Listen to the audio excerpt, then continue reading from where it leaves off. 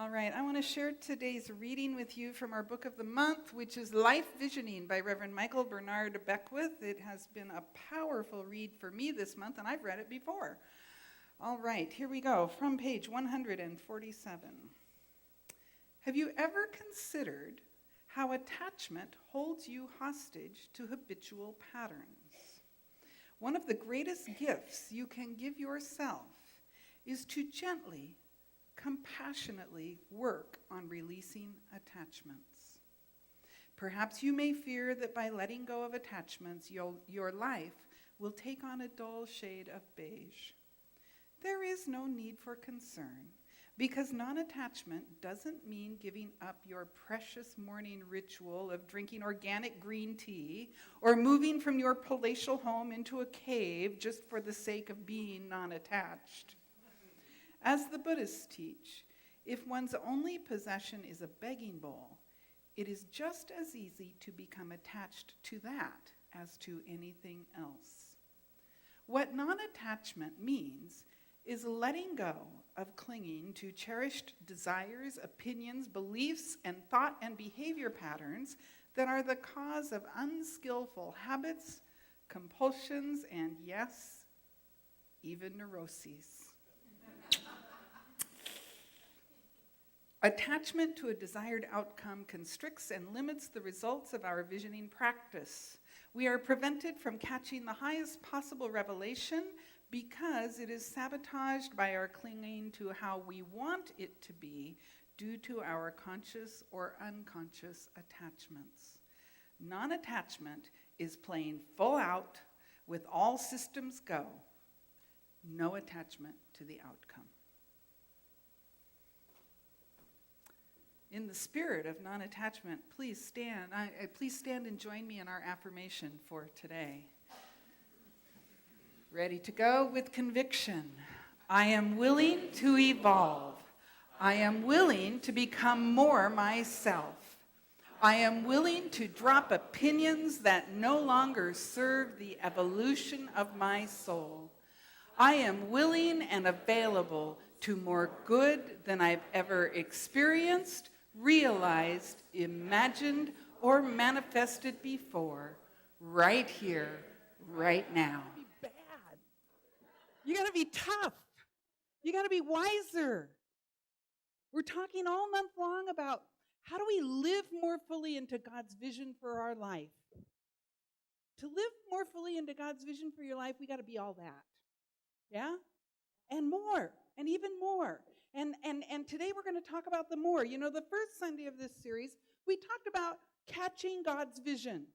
What is God's vision for your life? Not my limited, small human ideas. What is the big, divine idea for my life? And we talked about a process that Reverend Michael defines in this book. It is his life visioning process. And essentially what we do in the life visioning process is we anchor in love, because love will always find a way. We anchor in love, and then we simply make ourselves available to the bigger idea, yes? And as we begin to catch that bigger idea, we start to ask ourselves some critical questions. And those critical questions are things like, what must I become to realize this vision? How must I grow or change? What attachments must I release? You see, we're starting to ask quality questions, aren't we? How many of you ask yourselves like not so quality questions? Questions like, what's wrong with me? How come nothing ever works for me? Why is that person getting in my way? See, those are not quality questions. We have to ask quality questions. What must I learn? How must I grow? How can I show up differently so that God's vision can begin to manifest for me? So that was week 1, in a nutshell. In week 2, we started to talk about, it's important in order to catch the big idea, we must vision from a particular place. We must vision from a particular place in consciousness, an awareness, not our human consciousness, but the big consciousness.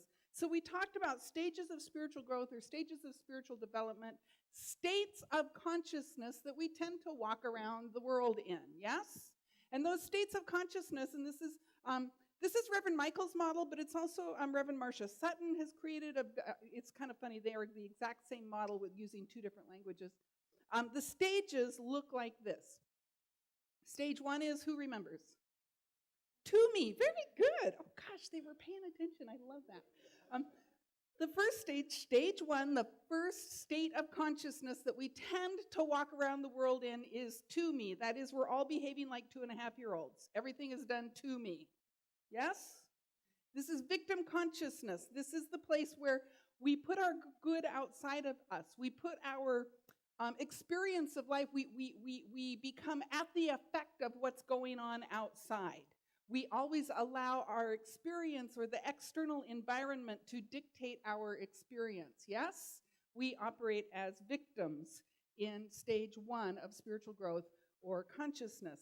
Stage 2 is what? By me. That's right. As we begin to understand that we are responsible for our experience of life, we begin to release blame, shame, and guilt, and we move into a stage 2 consciousness, which is where everything is done by me. This is the consciousness of manifestation, creation. In this consciousness, this spiritual state of awareness, we can manifest like crazy. We can create stuff because we know how to use spiritual law. Yes? What's the problem with stage 2? It's all about me. It's different from victim consciousness in that I begin I release blame, shame, and guilt. I begin to take responsibility for how I experience my life. But it is still in the realm of separation because it's about getting. It's not about being. It's about manifesting and getting and getting the right job and having the right career and the right partner. It's all about getting, and everything is done by me. And what happens in this state of consciousness is we start to run out of energy because we're having to do it all. Yes? Has this happened to anyone in this room? I'm trying to make things happen. And then guess what happened? It didn't go so well because I was tired and angry and slipping back into stage 1, right? Because not everything is working the way I want. People aren't doing what I want. And so suddenly I'm finding myself back in victim. And many of us spend our whole lives moving back and forth between those two states of duality consciousness. God is outside of me. Stage 3, however, through me. We begin to surrender our need to control. We begin to surrender our ego need to be in charge, to do it all, to have things our way. And we begin to allow the presence of God to move through us. We begin to realize that something greater than we are lives deep, deep, deep within. And it is the ultimate energy. It does not get tired. It fuels our passion and our path. It fuels our realization of the vision. And suddenly everything simply flows. And stage 4, as me. As we really begin to move more and more into this unitive state of consciousness, of oneness with the infinite mind that from which all things have sprung, ultimately there is this state, and I've had it a few times in deep meditative experiences, of complete and full surrender of any sense of separation and an experience of oneness. And this is that state of consciousness in which we really don't need to be on planet Earth anymore, really. And I don't know what happens, I don't know what happens. None of us really know what happens, do we? We talk about this stuff and we poke around it because we want to learn and grow. We want to work the questions of the visioning process, right? What must I release? How must I learn? How must I grow? So we ask these questions, but the bottom line is, all we can do is practice and ask and be to the best of our ability, and then when we die, we'll find out what's really going on. Got it? Right? I mean, that's kind of the way I think it is. I don't know. We'll see. I could be wrong about that too. I don't know. So that is week 2 in a nutshell, a little bit bigger nutshell, right? And if you want to go deeper with those 2 messages, they are available on our website, so you can go back and kind of review that if you wish. Today, what we want to talk about is how do we let the vision live through us? Because, it's one thing to talk about, here's a visioning process, and here's a model to think about our spiritual growth pattern, 4 steps, 4 states of consciousness. But then it's another thing to actually have to get up tomorrow morning and go to work, to get up tomorrow morning and be with our kids, get up tomorrow morning and do the things of life, and live from that place, yes? So what is the practical application of the last 2 weeks of message? How do we live from that place of unitive consciousness? Would you hand me my glasses? Because in order for me to know that, I have to look at my notes. Thank you. So how do we live from that unitive state of consciousness? How do we make this practical? So we want to be available to live into the vision, right? So let's start with this question. Why don't we live into the vision already? God's vision for our life, God's purpose for our life. Why don't we live into that vision? I think there's kind of two main reasons and then kind of a coda. The first main reason is we don't know what it is. We don't know what God's vision for our life is, so how could we live into it? Yes? Oftentimes, it's not actually that we don't know God's vision for our life, we just think we don't know. Is that resonating with anyone? Yes, we just think we don't know.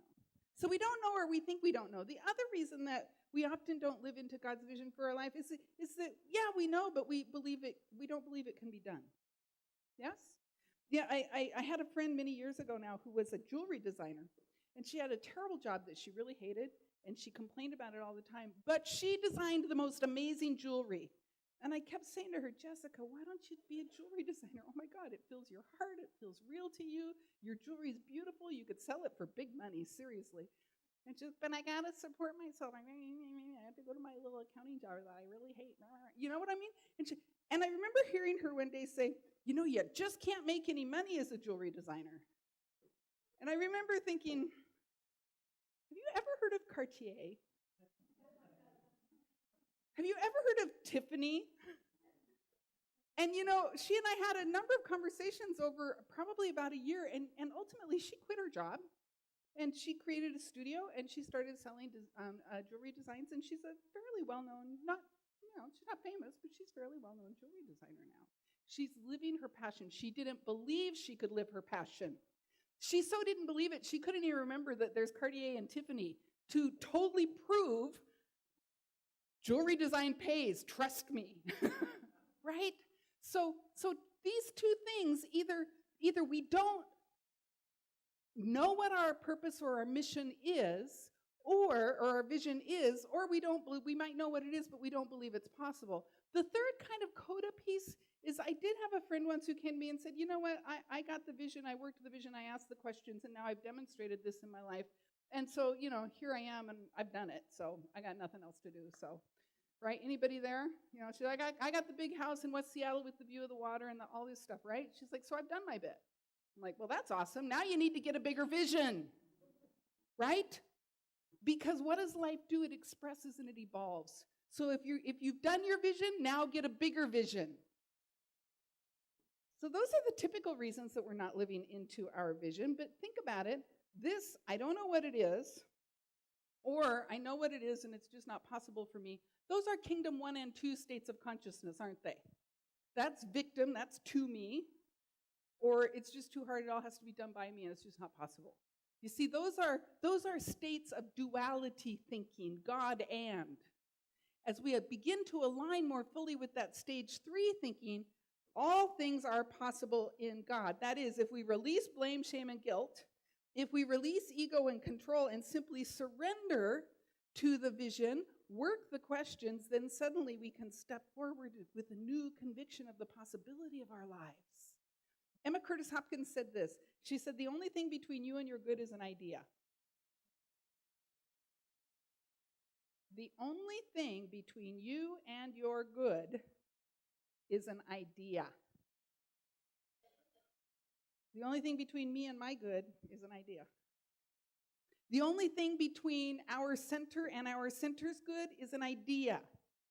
The only thing between the planet and the planet's good is a human idea of lack and limitation and separation.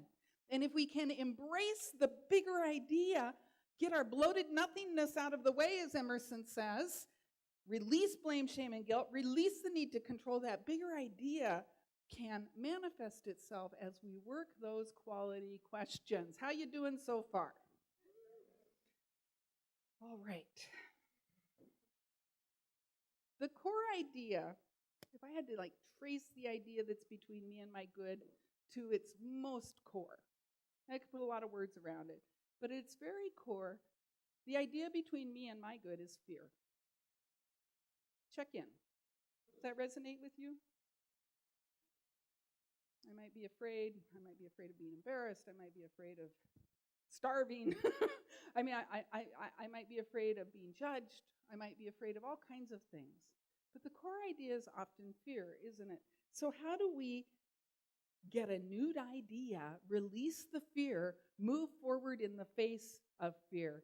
And here's a clue. What's the name of our overall umbrella teaching? One up from unity. Susie said it. New thought. Get a new thought. Get a new idea. And here's a way to get a new idea. Do the visioning process, right? That we talked about in week 1. Read the book, watch the video, do it for yourself. You will get a new idea. Then work the quality questions that we talked about in week 2. And here's how you stay on it. Are you ready? 4 Ds. 4 Ds. Those 4 Ds are devotion, dedication, discernment, and detachment. Devotion, dedication, discernment, and detachment. If we can embody those 4 qualities in our daily lives, the vision will begin to live us. We can work the questions, and life becomes effortless. Until we backslide. That's new thought backsliding, right? Getting back into our fears and our false limiting ideas. And then we re-anchor in devotion, dedication, discernment, and detachment. So here's what I'm talking about when I talk about those 4 words. The first word is devotion. And when I'm talking about devotion, I'm talking about becoming devoted to something bigger than we are. Becoming devoted, in my language, it's God. I must become devoted to God. If that's a word that bugs you, first ask yourself some quality questions about it. But in the meantime, just call it something bigger than I am. Okay? Become devoted to something greater than I am. See, if we're devoted only to ourselves, we're in kingdom 1, ego, right? Victim, to me, or kingdom 2. As we become devoted to something bigger than we are, amazing things start to happen in our lives. We can catch that bigger vision. We can ask the quality questions. We can get bigger than our fears. We can work those stages of spiritual growth, but only if we want God more than we want anything else. I want God more than anything. Seek first the kingdom, and what happens? All else is added unto you. And so as I want God more than anything else, as I seek that, there is this progression of events that meets every other need. Become devoted to that bigger idea, to that bigger something. Put your attention on that and allow that to nurture and lift and sustain you. So put your attention on the bigger idea, the infinite possibility for your life. That is devotion. Dedication. Become dedicated to the vision. Become dedicated to the bigger idea, which is different than devotion. Dedication is about determination.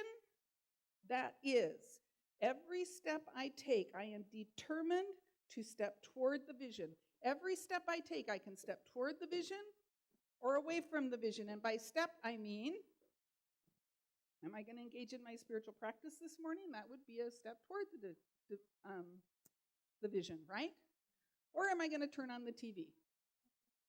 That would be a step where? Which way? Away from the vision, right? Every decision we make is a step toward the vision or a step away from the vision. And so what I'm asking you to do is become dedicated enough that you are determined and determining with every step which direction you are moving. You are dedicated to the vision, you are dedicated to the bigger idea, and you are determined to stay dedicated to the vision and the bigger idea. And the second sub D of dedication. Don't you love this? You got D's and sub-D's, right? The second kind of sub-D is discipline. See, in order to remain dedicated, we must be determined. And in order to maintain that determination, we must what? Become disciplined. How many of you, when you hear that word, you just go, dang, that's a total trigger for me, right? Because, we grew up with ideas of discipline, right, that was maybe hurtful or harmful to us. So let's not acknowledge that. We are acknowledging that, right? But that's not what I'm talking about. Discipline, Reverend Marcia Sutton says this. She says, discipline, in order to access true freedom, we must be obedient to the principles. True freedom lies in obedience to the principles of freedom, the principles of spiritual truth, the principles of God. And in order to be obedient to the principles requires discipline. I must discipline my thinking. I must discipline my emotions. I must discipline my habits. I must pay attention to how I'm taking care of myself. Am I engaging in my spiritual practice? I am devoted to God.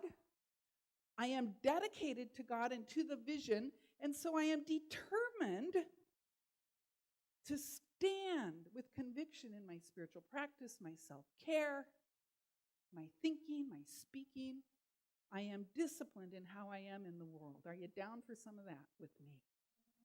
All right, ready for the third D? What was it? Who wrote it down? Discernment, right. You guys are great note takers. I love this. Discernment, see, here's the thing. The first two D's, devotion and dedication, develop wisdom in us. Make sense? As I become devoted to something bigger than I am, as I stand in commitment to that something and be dedicated to it, I begin to develop wisdom, right? With the third D, discernment, now we begin to apply that wisdom. Think about discernment as applied wisdom. And so discernment looks like this. It looks like, I got a big vision. I'm dedicated to God. I'm devoted to God. I'm dedicated to the vision. I do my search, all that. And I live in a world of effect. And so I must have a plan that works in the world of effect, and I must make some decisions. I have to balance the needs of my family against my dedication to the vision. And what we do is we begin to wrap up the needs of our family into the vision. Does that make sense? Because we are applying spiritual wisdom using our discernment. We're making a list of everything we want to do, and then we're prioritizing it, right? Because we can't do everything at once. And can I just tell you that right now, that's feeling really hard to me because I have a million things I want to do in my new job, yes? And I can't do them all in one day. And I have to just keep anchoring and reminding myself, it'll all get done, it'll all get done, it'll all get done. And what we do is we use our discernment to prioritize. What is the most important thing to do today that is going to demonstrate my devotion to God, my dedication to the vision today? And that's going to make a difference and move me forward. And so discernment is about applying our wisdom by balancing the needs, building consciousness, setting goals for reaching the vision, and then assessing, doing checks. Did we get there? How did I do? Do I need to go back and do some more work with those quality questions because maybe I didn't quite meet this goal? And so we use our discernment to look at where we've been, where we are, where we want to be, and plan. Yes? Become conscious and planful in our lives. And the third piece to me of discernment is focusing on the highest good of everyone. And if we've truly developed spiritual wisdom through our devotion and our dedication, we will understand that when you prosper, I prosper. When you experience your good, I experience my good. And so we begin to move toward the vision more consciously, including everyone. Not just the people in this room, not even just the people on this city, but the people, everybody on this planet and every animal and everything. We begin to recognize we are not successful until the highest good of everyone and everything is also part of my plan. So this is your third D, which is discernment. And then finally we get to the good one, and I saved this for the last. And you might understand why if you like to stay attached to things. The fourth D is detachment. And by detachment, I don't mean we isolate ourselves over here and don't feel our feelings or don't, interact with people. That's not what I mean. What I mean is, and this is going to kind of sound a little bit contradictory, but I promise you it's not. What I mean by detachment is that you care deeply, deeply, deeply about the vision and about your results in life. And you don't care at all. You care deeply without caring. You care deeply enough that you cultivate devotion to something greater than you are. You care deeply enough that you remain dedicated and you practice being determined and you practice standing in discipline. You care enough to use your discernment to create a world that works better for you and for everyone. And then you let it all go and you don't care even a little bit about what actually happens. How you doing with that one?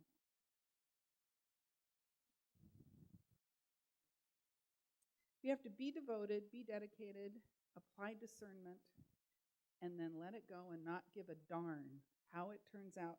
And this is Kingdom 3 thinking. This is as me thinking. Because as I engage in those practices, something begins to happen internally. There is a flow. We become aligned with infinite principle. And that principle simply begins to flow as us. And everything right happens. Even if it's not what you wanted to have happen. Right? But there is a magic and a perfection to all things. I had a little dinner the other night with a friend that I used to spend a lot of time with 20 years ago. And we haven't spent a lot of time together in the last few years. And we were kind of reminiscing about that time and how magical it was. And how we kind of longed for that few years, that this group of friends, we kind of had this life. And it was really magical and powerful and supportive. And we were all in kind of a developmental stage around our spiritual growth, that we were right there for each other. And we were like, we want that back. And then it's like, no, we don't. We want what is right for us now. And as we're dedicated, as we're devoted, as we apply discernment, we can release attachment to any old idea of how it was, how it might be, and we simply do our work and show up. We got to show up, right? And how you show up is you do these 4 Ds, and you ask the quality questions, and you just be in the process. That's it. Be in the process. Seek first that kingdom, and all else is added unto us. So the ultimate idea that we are talking about when we are talking about God's vision for our life, because we're detached, we have to recognize that the vision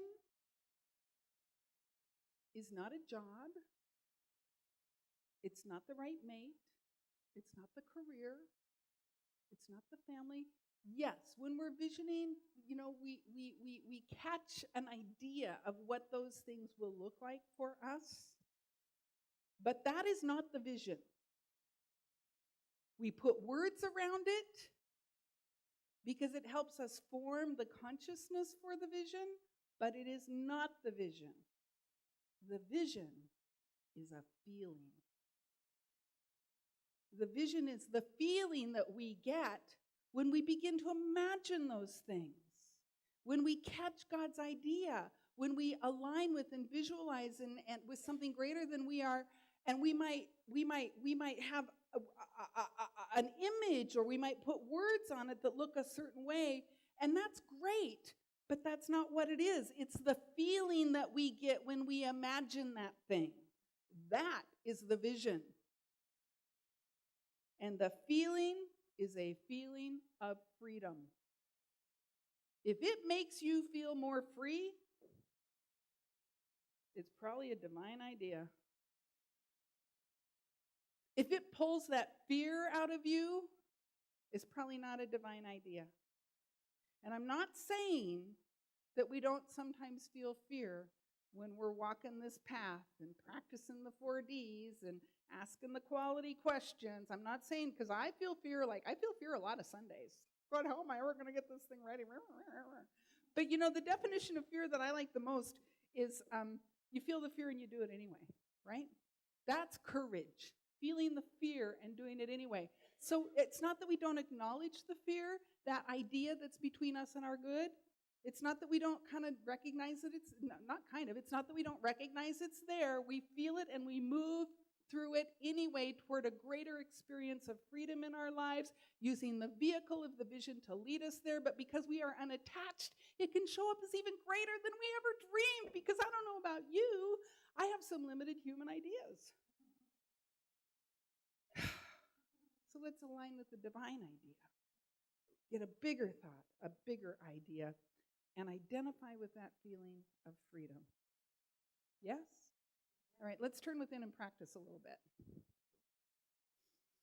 So what I invite you to do is take the sacred breath with me.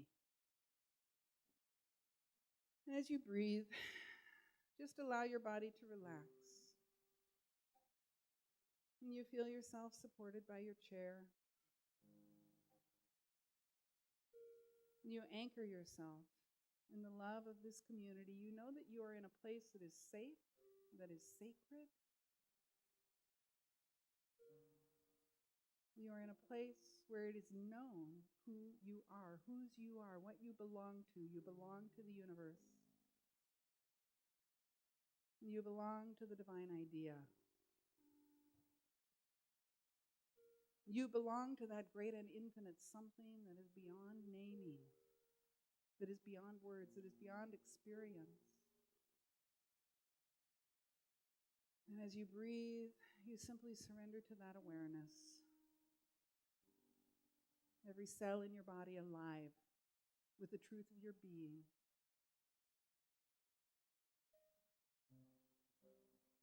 And as you breathe,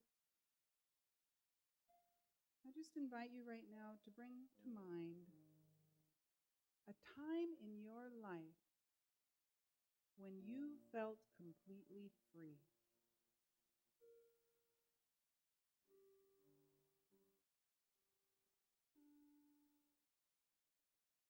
Just bring to mind a time in your life where you were engaged in a feeling of no restraints, no limitation. You may have been a child playing in the yard, imagining.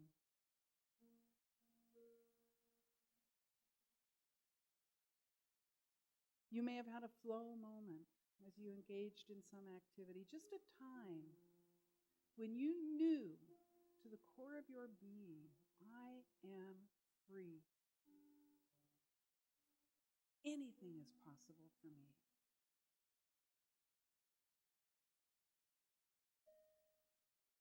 I am free to be all that God would have me be. I am aligned with the bigger idea. I am aligned with the universal presence. I am free, infinite, complete right now. You have known this. Allow yourself to know it again.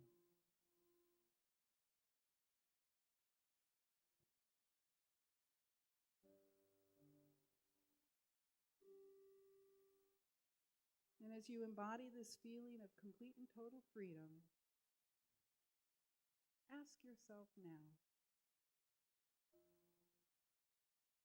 am I willing to be devoted to this experience as my life? Something greater than I am. This feeling of complete and total alignment with the freedom that God is. Am I willing to be devoted?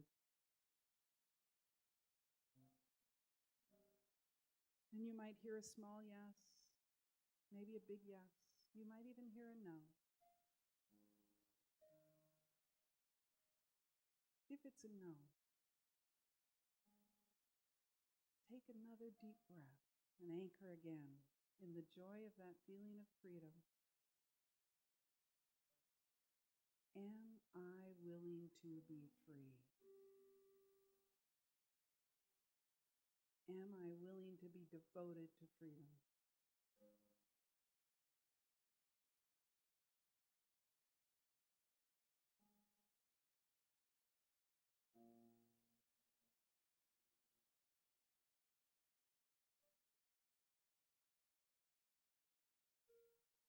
And just begin to imagine that state of complete and total freedom is exactly who you are all the time.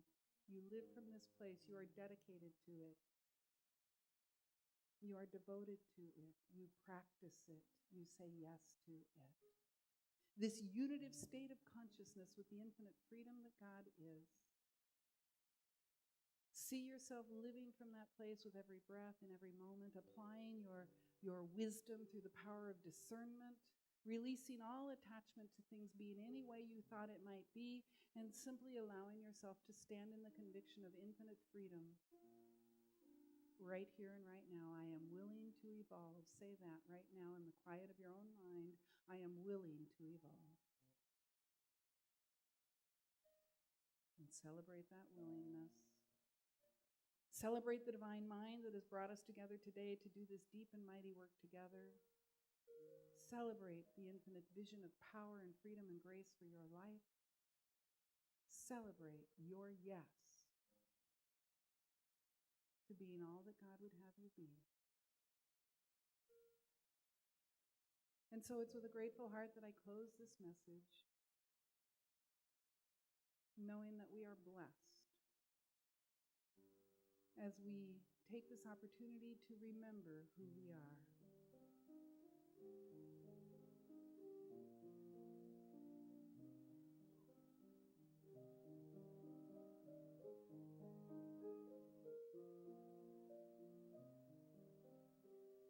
I am remembering who I am. I am remembering who I am. I am remembering who I am. I am remembering who I am.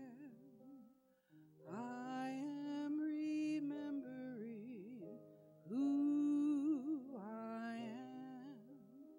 I am remembering who I am. I am remembering. I am remembering. I am remembering who I am. I am remembering who I am. I am remembering. I am remembering. I am remembering who I am.